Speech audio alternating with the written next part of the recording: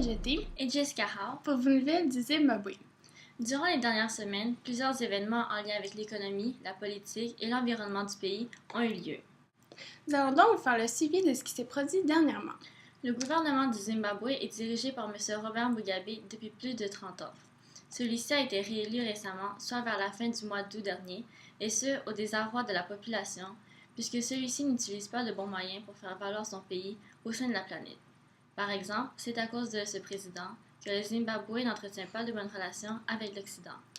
Le budget national de 2014, qui équivaut à 5 milliards de dollars, est en difficulté puisqu'ils ont une dette de 10 milliards de dollars.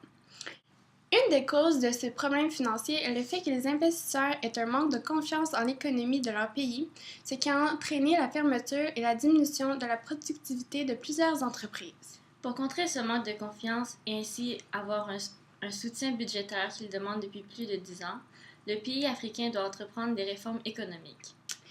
S'ils ne font rien, le Zimbabwe risque le déclin financier qui aurait de graves impacts sur l'économie du pays. Parlons un peu de politique. Suite aux résultats des élections, il y a eu beaucoup de controverses entre Robert Mugabe et son opposant Morgan Komichi.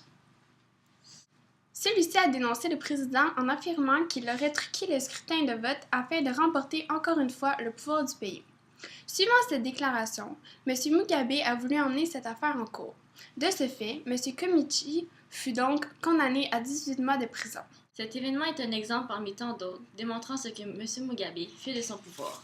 Nous avons mentionné les conflits existants entre des partis politiques ainsi que des pays. Toutefois, il en existe aussi avec des animaux, mais ceux-ci ne font rien pour recevoir une telle méchanceté et ne peuvent pas se défendre contre celle-ci.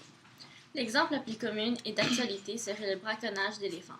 En effet, il y a eu tout récemment environ 325 empoisonnements de ces bêtes ainsi que d'autres carnivores ayant été en contact avec ces pachydermes. Depuis le début de cette problématique, on ne compte que 4 individus qui ont été arrêtés et condamnés pour au moins 15 ans d'emprisonnement.